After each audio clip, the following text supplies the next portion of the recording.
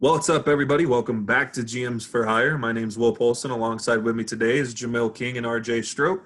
And we're here to talk to you about a topic that we didn't know if we were necessarily going to get to talk about this year, but thankfully it will be here. College football is returning. It's actually already back as we're recording this. We've had a couple of games already, but we're looking into the Power Five, as well as some other smaller conferences as well. It's just a little college football preview that we have going on here. And so we have three of the top Power Five divisions here, and they are going to be playing. We're still waiting on the Big Ten. They're their own little thing, as RJ said before we got on here. But we're going to look at a little dive into their schedules and see which game we think is going to be the most entertaining between those conferences. And RJ, I'm going to start with you. Let's start with the SEC. Where do you think the greatest game in the SEC is going to come from this year? Well, there's plenty to choose from. You've got your division rivals that are going to, face off. Obviously, the Iron Bowl, the Egg Bowl, Bama, LSU, Florida, Georgia. You got the big ones, but we see those every year. And when I look at a schedule, I want to see something that I don't normally see. And to me, Georgia, Bama in a regular season game, it's not going to be, the SEC championship neutral site, deal. It's going to be it's a home game for, I think, Bama. It's Georgia-Bama regular season. I am so locked in on that game. I was locked in before all this stuff happened. And even, that we've been kind of conditioned to not believe college football was going to happen. You always leave that hope out. And this was one of the marquee games that you look forward to. This game is going to determine a lot in college football. It's going to determine probably who wins the SEC, who goes to the playoff. It's going to have major implications, even for the loser. That's a good loss in the eyes of the committee. You lose to a Georgia or you lose to an Alabama, you don't get killed like, losing to, Vanderbilt or Missouri or whatever. So that right there is a huge game for both teams. Okay. Awesome. Jamil, for the SEC, what week or what game are you looking at here? I'm on the same track as RJ. The Georgia is involved in my biggest game on the SEC, and it's going to be a good old-fashioned rivalry, the Florida-Georgia game. I think it's going to decide the SEC East this season. Today we actually learned that Jamie Newman will not be playing this year for Georgia, so now all hope for their offensive right on JT Daniels if he can get right from his injury and get NCAA to clear him. But I think that game's going to decide the SEC East. I think this season, with the lack of teams playing, there's a very good possibility the SEC gets two teams into the playoffs. So whoever wins this game is on track to go to Atlanta to represent the East. And on top of that, you're on track to potentially sneak into the playoffs, either winning that SEC championship, or if you lose and you only have two losses, you're losing to Alabama and whoever else you lost to. So those are two good losses in the season where there's not a lot of games. I think opens up a chance to make the playoffs. Fair enough. I mean, it's going to be interesting. That Florida-Georgia game is always great to watch. It's always a staple for college football. I think it's one of those that even if you're not a fan of either team, it's one of those games you can watch just because of the historic rivalry between the two. But going to move on to the ACC here. We'll go back to Jamil. Jamil, ACC, whenever you're looking at it, is there a certain game that really strikes out to you in this one? For me, RJ might have the same game as me, honestly. Clemson's obviously the number one team in the ACC. That's undisputed. They still have Trevor Lawrence, they still have Travis Etienne. They still have a lot of weapons on the offense. They're clearly going to run with the ACC. The question is who will meet them in Charlotte in the ACC championship. There's several good teams that have a chance. You have North Carolina rising up. You have Notre Dame for the first time ever going to be able to play in the ACC championship. And you also have Miami, who was for the first time trying to make the ACC championship. They made a lot of changes to their team. They brought in De'Aaron King from Houston. There's a lot of confidence in Miami that they can get there. But my biggest game in the ACC right now is going to be Notre Dame at North Carolina. I think those are the two teams that are locked in right behind Clemson right now that a lot of the experts are saying can go to Charlotte. This is obviously the first time Notre Dame has a chance to compete fully in the ACC, and this is going to be a big challenge for them, heading into North Carolina in November. North Carolina, they're another team that a lot of experts love. They love Sam Howell. They're looking to see if that offense can continue to rise from what it did last year. So on paper, this game could decide who gets to go play Clemson. RJ, are you in the same boat? Are you looking at the same game or maybe going a different direction? Yeah, I mean, I would love to sit here and try to act like I had something else. Come on, it's Notre Dame, North Carolina. This game is going to be insane. I cannot wait. Notre Dame, like you said, is finally going to have a chance to play for a conference championship. I think they should be in a conference anyway. That's a story for another time. Yeah, Notre Dame at North Carolina on Black Friday. I wish it was tomorrow. I want to see Sam Howell against that Notre Dame team that's getting a lot of preseason hype. Notre Dame always gets preseason hype, and rarely ever do they live up to it. Can Sam Howell and the rest of the Tar Heel team take that next step and beat Notre Dame? Spoiler alert, I have Sam Howell winning the Heisman this year. I think he is just so good. I thought last year he was the best true freshman quarterback in the country, ahead of Bo Nix, ahead of Dylan Gabriel, ahead of Keaton Slovis, all these other boys. Sam Howell is a stud. They have a two-headed monster at running back, and they have the best wide receiver duo in the ACC with Daz Newsome and De'Ami Brown. And don't sleep on Bo Corrales, the number 3 receiver. I think Sam Howell is absolutely set up for success. I think North Carolina is set up for success. Their 2 toughest games, in my opinion, are going to be played at Keenan Memorial, where they play Virginia Tech and they play Notre Dame. The tricky thing for the Tar Heels, and I hope they're not going to slip up, is the week after they play Notre Dame, they go to Miami. Now, Miami, obviously, they have the transfer quarterback, De'Aaron King. If he plays like he played at Houston, watch out. They did lose their best defensive player, Gregory Rousseau. But that's a game – I'm not worried about, like, the home field advantage for Miami or anything like that because they don't ever get fans in the stands anyway. But just all the hype that's going to go into that Black Friday game against Notre Dame, and now you've got to back it up and travel down to Miami and beat a pretty good Hurricanes team. That 2-week stretch right there for the Heels, cannot wait. I think that's for a lot of people. Go ahead. So I was going to say, I definitely think that 2-game stretch right there is going to decide who goes to play against Clemson in the ACC championship between those 3 teams right there, or 2 of them get to play each other at the end. I think that's going to decide who goes to Charlotte. No, I could definitely see that being a 3-team race to see who goes up against Clemson, and I think that's going to be a lot of people's opinion to try to see how Notre Dame fares in the ACC because Notre Dame's a very polarizing team. Everybody's either very with them or you're very against them.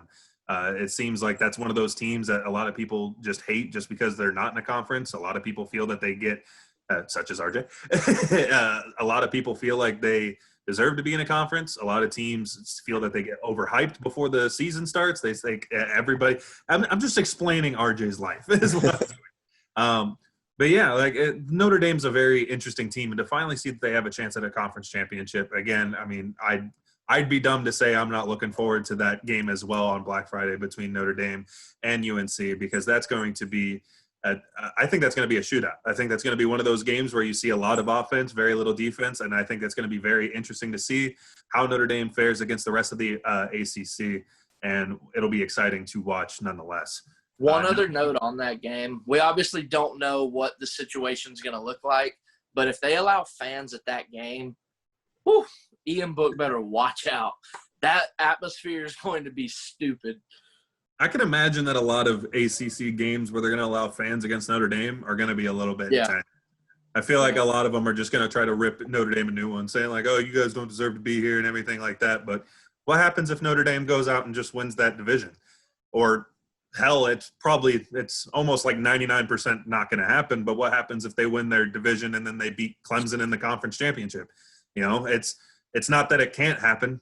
Will it happen? Probably not. But, I mean, there's always possibilities for anything. So then what do you do? But that'll be an episode later on. So moving over to the final Power 5 conference that we know is still playing football, and that's the Big 12. I'm going to start with RJ. RJ, where are you looking forward to? What game are you looking forward to in the Big 12? Well, this one's a little different. And, I mean – the Big 12, they play each other every year because they only have 10 teams. Everybody plays each other every year. And usually you circle Oklahoma, Texas, the Red River game. I love that. That's one of my favorite rivalries. But I want to go to what I believe might be the most underrated rivalry in college football, and that's Bedlam. I love when Oklahoma plays Oklahoma State. Now, anybody sitting at home, you can sit there and Google Oklahoma's won like 10 out of the last 11 over Oklahoma State, whatever. You can call it one-sided, call it whatever you want. The games are fun to watch. Oklahoma State is always there to give you hope that they can beat Oklahoma. As much as I dislike Notre Dame and think that they're frauds, Oklahoma has showed us time and time again they are frauds. We cannot put Oklahoma in the playoff again. Every time they're in the playoff, they get their doors blown off. We don't need to see them, and I think this is the year that the little brother, Oklahoma State, finally smokes them, and we finally get a new winner in the Big 12. I love Chuba Hubbard. Tylan Wallace is healthy. Spencer Sanders. I really like Oklahoma State. I think their offense is going to have a lot of firepower. Spencer Rattler has a lot to live up to following Jalen Hurts, Kyler Murray, and Baker Mayfield. Can he live up to that? Can he not? I think Oklahoma State, that's the one I'm circled. I'm really excited for that one. I like that you brought up Spencer Rattler. He's officially been named the quarterback for Oklahoma, and I saw a video of him doing some practice throws, and he was like jumping up and doing 360s and then trying to complete a pass. Like, what does that show? What are you ever gonna do that in a real life game? Like, if you have anybody rushing you off of the edge, you're not just gonna jump up 360 and then try to find a wide receiver. Like, I really don't know what the video was supposed to prove, but I digress. Jamil, whenever you're looking at the Big 12, what games really strike in your eye? I actually had the same game right down as RJ. I was looking at that Bedlam game. I think that's going to decide. I think Oklahoma is going to get to the Big 12 championship no matter what. I think that game, but for Oklahoma State, I think that game, if they can knock off Oklahoma, that will give them the edge over Texas to get back to the Big 12 championship game. But since you went with Bedlam, I'm going to go with Red River. A great rivalry like we already discussed, but can Texas finally be back like Sam Ellender claimed they were 2 years ago after they won the Sugar Bowl? Last year, they flat out were not good. Now they have a new offensive coordinator, new defensive coordinator. Todd Herman knows his time. He knows he's got to do something. As you have a senior quarterback, you got to go out and win games now. And you got to beat Oklahoma. Oklahoma has ran the Big 12 for the past decade. They have dominated the Big 12. They haven't missed a beat on offense in the past 5 years with a new quarterback every single year. Spencer Rattler obviously will come in. He's going to be a redshirt freshman, but he obviously has all the tools in the toolbox to be another great quarterback at Oklahoma. It seems like Lincoln Riley has that offense as a well-oiled machine, and they don't look like they're going to slow down. I know you're tired of seeing them in the playoffs, but I think they're eventually going to win the Big 12 again, and there's not a lot of teams to choose from. So I think Oklahoma will find their way back into the playoffs once again. Speaking of Oklahoma finding their way back into the playoffs, a perfect segue as we've gone through each of the major divisions, and now we're going to look at we're going to look at our final four predictions. Who's going to be in the college football playoffs? RJ, we'll start with you. College football playoffs, your final four teams, who do you have? So my top four teams, number one, I have Clemson. I think they're going to go undefeated. They're going to beat Notre Dame in the regular season, and they're going to beat North Carolina. It's a shame. They're going to beat North Carolina in the ACC championship. Clemson will be in the playoff. Ranked number two, I have the Florida Gators. I do think they will lose a game in the regular season, and when I went through game by game, I actually chose the Tennessee game for them to be their only loss, which actually happens to be the final week of the regular season. I do think they will beat Alabama in the SEC championship game and make it to the playoff, be the 2 seed. Number three, I will not have Oklahoma. I don't care. Oklahoma State is going to win the Big 12, and they're actually going to beat Texas. I don't think Oklahoma even gets to the Big 12 championship because I think they lose to Oklahoma State and they lose to Texas. So can Texas be back? I want to see Texas back. I think it's great for college football, but I just think at the end of the day, Chuba Hubbard, Tylan Wallace, it's going to be too much. I think Oklahoma State wins the Big 12, and they are ranked number 3. Number 4, I told you guys earlier, I have 8 teams written down right here. I went game by game. I have problems. I have 8 teams with 2 losses, and I had to choose one. And I have UCF with 1 loss. Sorry, I'm not putting the Knights in. Don't care. I got too much USF in me. I had 8 teams with 2 losses, and I had to put one of them in the playoff. And unfortunately, I'm going to go with Alabama. I think they win the SEC West. I think they get to the SEC championship. I think they lose to Florida, but it doesn't matter. They still get the 4 seed. So the playoff games would be Clemson, Bama in the Sugar Bowl. I think Clemson beats them again. Florida, Oklahoma State in the Rose Bowl, which, by the way, with the Big 12 and the Big 10 and the Pac-12 sitting out, we're going to have a weird-looking Rose Bowl. There is not a weirder-looking Rose Bowl than Florida and Oklahoma State. Yeah, I an love East that. Coast team and a team in the middle of the I would love country. to see an SEC Big 12 Rose Bowl. Like, that's just going to be weird. But Florida's going to beat them, and then Clemson is going to beat Florida in the national championship. Trevor Lawrence rides off into the sunset, and he becomes the number 1 overall pick of the Carolina Panthers. Jacksonville Jags. Moving on. No. We already know how RJ feels about the Jaguars getting Trevor, but I think it's inevitable at this point, buddy. Nope. All right. Chicago Bears are going to trade up to the number 1 overall pick. And we're going to take we're going to take some kicker. It's going to be great. Meanwhile, while your teams are in the sweller, the bottom of the barrel, my team will be fighting for a championship. But anyways, Tampa's going to win the Super Bowl. Amen. Back to the top 4. We're riding that 8-8 gravy train all the way to Wildcardville, baby. Just for Nick Foles to send us on a miraculous Super Bowl run. But Jamil, your final 4, who are you looking at? For me, number 1, I'm going to agree with RJ. I'm going to go with Clemson. I think they're going to have their will at the ACC. I think they're eventually going to beat Notre Dame in the ACC title game, not North Carolina. Sorry, RJ. My number 2 seed, I'm going to go with Alabama. I think they're going to win the SEC. I think they're going to defeat the Georgia Bulldogs in the SEC championship. Again, sorry, RJ. For my number 3, I'm going to go with the Oklahoma Sooners. I think their offense is just going to be too much. I actually do love your Oklahoma State pick. They're returning 16 players from last year. They're returning a lot of players that have a lot of firepower on offense. But I don't know. I think Oklahoma is going to have it for one more year. I think they're going to run the Big 12 one more time. And my 4th pick, I'm going to go double SEC teams like RJ did, but I'm going to go with the Georgia Bulldogs. Even though they're going to lose the SEC championship to Alabama, I think they sneak their way back into the 4 seed. I think the committee is going to love that the SEC is playing everyone. They're going to love there's going to be a whole bunch of quality losses for everyone to go through. But it's big of JT Daniels. JT Daniels has to be healthy. This can obviously change if I don't see healthy JT Daniels. We'll come back and revisit this after the season. I'm sure we'll do this again. But for me, right now, Georgia, my number 4 seed. The way the playoffs would go, Georgia would play Clemson. I think Clemson would take care of them.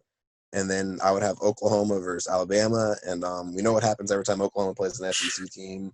I think Alabama will beat Oklahoma there, setting up for another Alabama versus Clemson rematch. And you're yawning. RJ's over there yawning, but listen, we keep seeing it, but it's usually been a good game. It's usually been good football. It's usually the 2 best teams. So we keep getting mad. We see it, but at the same time, we're getting probably the best game we can get, I think. But I do think Trevor Lawrence will ride off into a sunset to the Jacksonville Jaguars. Wow. You just took a dump. That would be a shame.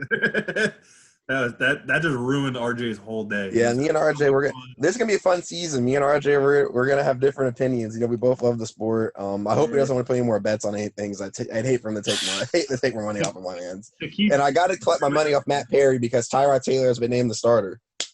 And there you go. Now Matt Perry owes you $5 too. I was gonna say, just to let everybody know, RJ has paid his $5 dues to the Orioles winning 10+ games. But again, I'm still the one guy who hasn't bet Jamil on anything. We're gonna keep it that way. And I'm glad nobody said Notre Dame because that Week 3 loss to USF is going to be really damaging on their schedule, and they're probably on the USA Network. On the USA Network, of course, where you go to watch all your college football. Oh yeah, it's going to be great. Jeff Scott, just watch it happen. 16-0. We're not even playing 16 games. We're going 16-0. But all right, so yeah, we got a Clemson championship twice. That's always fun, and Trevor Lawrence on 2 different teams. That's amazing as well. At least for him, I guess. But yeah, and you said Sam Howell's going to come out and win the national championship. He's going to win the Heisman. Or the Heisman. What the hell?